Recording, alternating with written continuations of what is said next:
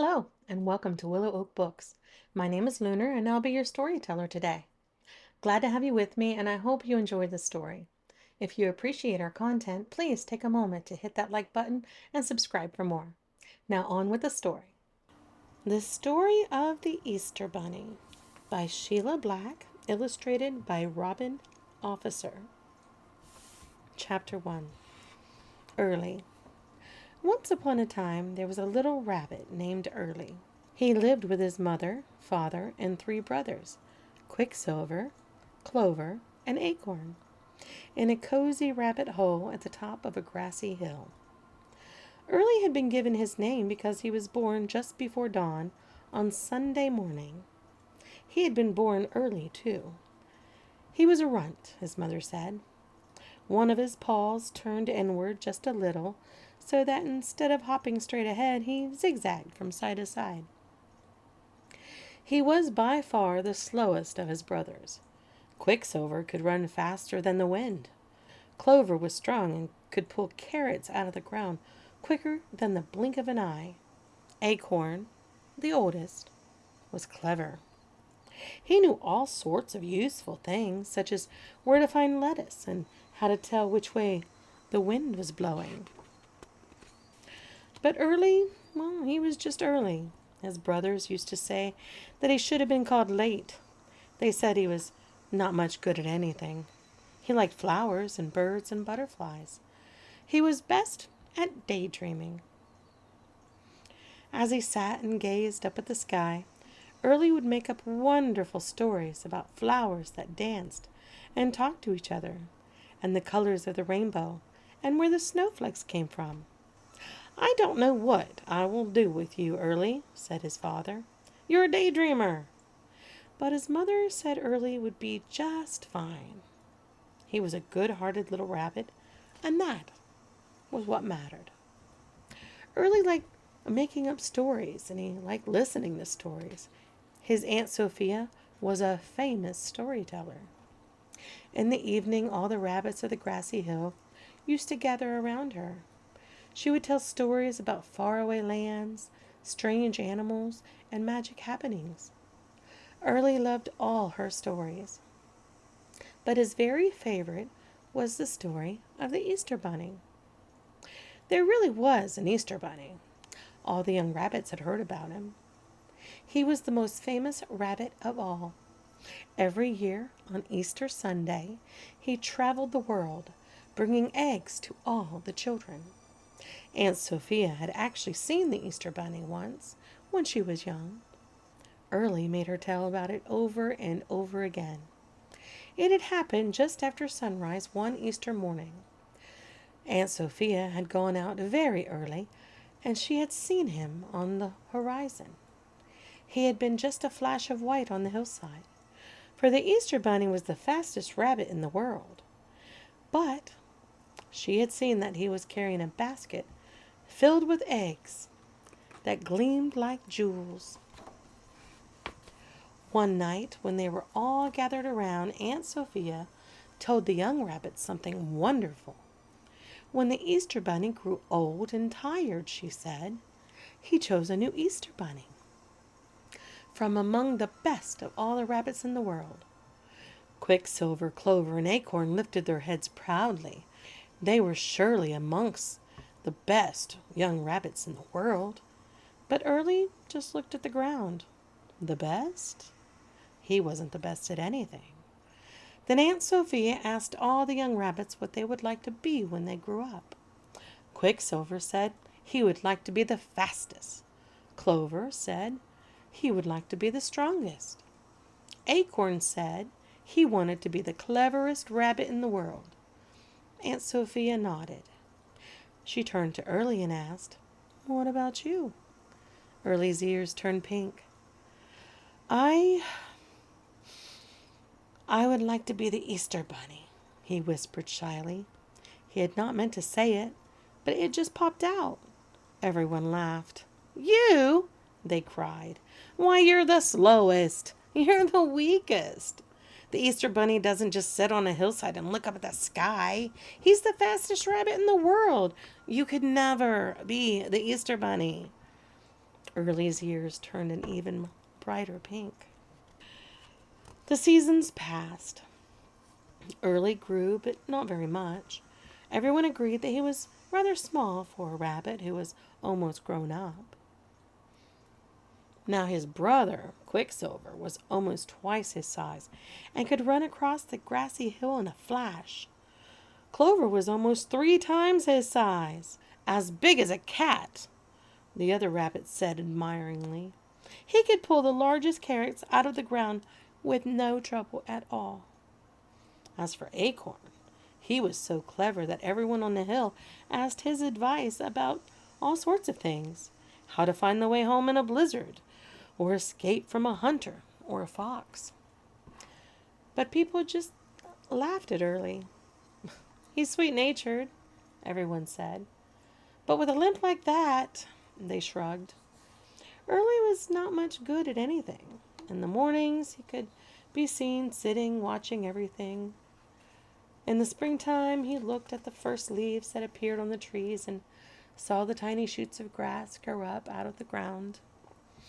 In the summer, he smelled the heather and watched the sleepy dragonflies gather over the pond at the bottom of the hill. In the fall, he watched the birds fly south and the leaves change from green to red to gold. He was often lonely, for the other rabbits seemed to be growing up and doing new things. But for Early, nothing changed.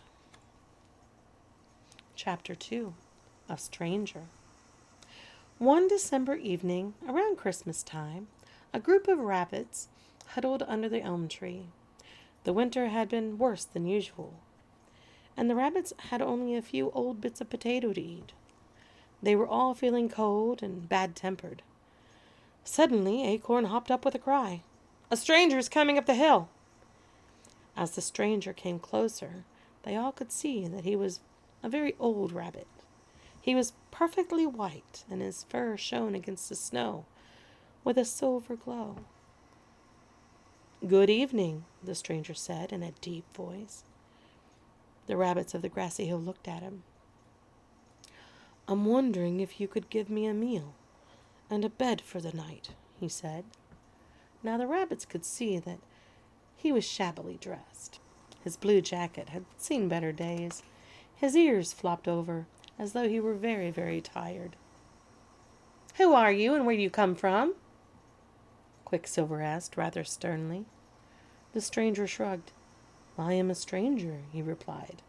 "I mean no harm, and I've been traveling a long way." "Well, that's no business of ours," Acorn said in his most grown-up tone of voice. "I'm afraid we cannot help you. We barely have enough for ourselves." The other rabbits nodded in agreement. "And as for a bed," Acorn continued, "why should we take in a stranger who won't even tell us who he is?" The other rabbits nodded again. They all felt there must be something odd about a stranger who appeared from nowhere. They all moved closer together in their circle, turning their backs on the strange visitor. All of them except Early. He had been quietly watching the stranger. There was something in the stranger's eyes that made Early want to speak to him. Early had never before seen a rabbit with eyes like that. They were as blue as the sky. "Excuse me," Early began, hopping forward a step or two. "We have room in—" But at that moment Clover reached forward and cuffed him on the ears, knocking him backward. "What do you think you're doing?" Acorn whispered crossly. "Do you always have to be different?" Quicksilver hissed. And they stepped in front of Early and glared at the stranger, who turned and hopped away into the icy night. As soon as the stranger left, it began to snow. The rabbits gathered together, forming a tight circle against the sharp wind. The snowflakes fell more and more heavily. Slowly, the rabbits turned and hopped off to their warm rabbit holes. None of them spared a thought for the stranger, left out alone in the storm. None of them except Early. "It's terrible," he murmured to himself, "for an old rabbit like that to be outside when it's so cold. Early peered through the darkness and the falling snow. He felt he could not bear to go back home while the stranger was out all alone in the storm. He set off slowly down the hill. He was going to find the stranger and bring him home. He didn't care what the others thought. The wind whipped the snow into white clouds around him. The branches of the trees creaked and groaned. Early struggled down the hillside. The woods at the bottom of the hill were silent, except for the moan of the wind. All the animals had taken shelter from the storm. Early hopped along as quickly as he could. The snow was falling so hard that he began to wonder how he would ever find the stranger. He kept going. He had never been so far from home before, not alone. He looked around, but none of the trees looked familiar. He was sure he was lost in the terrible storm. He stopped by a fallen tree branch. He was shivering, and his fur was stiff and icy. "I'll never find the stranger," he murmured to himself. "And how will I ever find my way home?" Just then he thought he saw something move across the snow. "Hello!" he cried. "Hello! Hello!" He thought he could hear an answering cry. Then he saw a pair of eyes moving towards him. The eyes grew closer. Early ran forward as fast as he could. It was the old rabbit, the stranger, and he was shaking with cold. "It's you!" Early cried. "I've been looking for you everywhere." Early was not certain that he would be able to find his way home again, but with the stranger beside him, he just seemed to know the way. They went slowly through the storm to the warmth and safety of Early's rabbit hole. Early slept near the door and let the stranger have his bed. When he woke up the next morning, Early ran to his bedroom to see if the stranger was still there, but he had gone.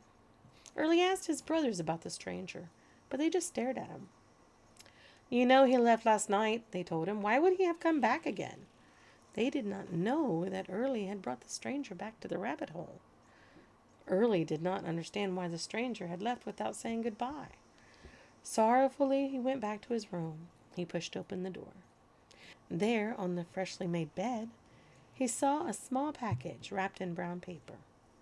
"To Early," he read on the card, "from a friend." He tore the paper off the package. Inside was a small egg made of green stone. The color was deep and fresh, like the first spring grass. The green egg glinted in the light. Early did not want to tell anyone about the stranger's gift. The egg gave him a special feeling that was his alone. Carefully, he wrapped it up again and hid it under his mattress. Sometimes, when no one was around, he would take it out and look at it. It reminded him of spring and summer and days when the world was green and bright. Chapter 3. The Easter Bunny. Winter passed, and slowly spring came to the grassy hill. The tips of the trees turned pale green, and the smell of new grass was in the air. Soon after the first flowers bloomed, some exciting news came to the rabbits of the grassy hill. A messenger, dressed very finely, came and read a proclamation. "The Easter Bunny has decided that he is too old to perform his duties any more. He is choosing a new Easter Bunny to succeed him." Quicksilver, Clover, and Acorn could talk of nothing else. Each morning, Quicksilver practiced running. He ran faster and faster until he looked like a flash of light on the hillside. Clover built up his strength until he could turn over big stones with just a single paw. Acorn spoke to all the wise old rabbits. He was trying to improve his knowledge so that he would be the cleverest young rabbit in the world. Early, however, just continued to be polite and to offer help wherever it was needed. When his work was done, he sat under the elm tree and made up stories. Sometimes the younger rabbits asked him to tell them his stories, which they loved. And though he was still rather shy, he did. He hoped that one of his brothers might be the new Easter Bunny. They were so talented. He was sure one of them would be chosen. March came, then April. Quicksilver could outrun all the other rabbits, even the ones from the next hill. Clover was without question the strongest rabbit around, and everyone agreed that Acorn was awfully clever. Any one of them would certainly make a good Easter bunny, the rabbits of the hill said proudly. No one thought of Early. One morning, toward the end of April, Aunt Sophia cried out that a procession was coming toward the grassy hill. As all the rabbits gathered and looked on, a group of finely dressed rabbits came climbing up the hill. At their head was a very noble rabbit indeed. The rabbits of the hill whispered to each other that it could be none other than the Easter Bunny himself. His silver white fur gleamed in the sunlight. His waistcoat was the color of new grass. His jacket was sky blue. In his paw he carried a silver basket filled with colored eggs of all kinds. The rabbits of the grassy hill crowded around the visitors. Quicksilver, Clover, and Acorn were the first among them. They were wearing their finest clothes. Each was secretly sure that he was the chosen one. The procession came to a stop. The Easter Bunny stepped forward. "I am pleased to say that the new Easter Bunny has been chosen from among you," he began. "He is the best of all the rabbits I came across in my journeys. He knows who he is because I have given him a token of my friendship, an egg carved out of green stone." The rabbits looked at each other in confusion. None of them had ever seen an egg like that. There was a long silence. At last, Early stepped forward shyly. I beg your pardon, sir. I have a green egg like the one you mentioned. It was a gift from a stranger, but perhaps he made a mistake." He took the green egg from his basket and handed it to the Easter Bunny. The Easter Bunny clapped him on the shoulder. "Don't you recognize me?" he asked. And looking up at his blue eyes, Early saw that the noble rabbit was none other than the stranger he had met that cold winter night so many months ago. That night the rabbits of the hill celebrated. No one could believe it was Early who was to be the new Easter Bunny.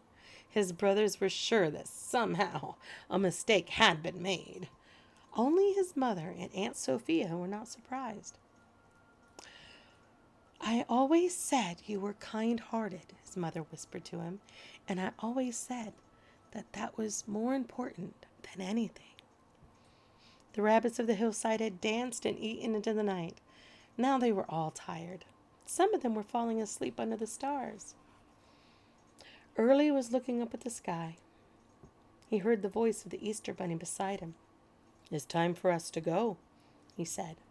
Early turned to look at him. "Are you sure I'm the one?" he asked quietly. "I can hardly run at all, you know." "It doesn't matter," the Easter Bunny answered. "You're the one." He reached over and touched Early on the shoulder with his silver cane. Suddenly, Early felt his legs and his paws start to tingle. He felt as though he could run as fast as anything. He looked sadly at the grassy hill, but he knew he had to go. The two rabbits set off together along the hillside. At first, Early was slightly slower than the Easter Bunny, but after a moment or two, he drew even with him. They ran faster and faster until they were no more than a flash of white on the hillside. The rabbits of the grassy hill watched them go with a happy feeling in their hearts. If one Easter Sunday you see a rabbit carrying a basket full of colored eggs, you will know that he is the Easter Bunny. And although this story took place many years ago, it may well be Early himself. He is much older now, of course, but he is still a daydreamer, and sometimes, when he is tired, one paw turns in just a little bit, just as it used to a long time ago on that green grassy hill. The end. You can find this book and many more online in your local bookstore or waiting for you to discover at your public library. Thank you for joining me, and happy reading.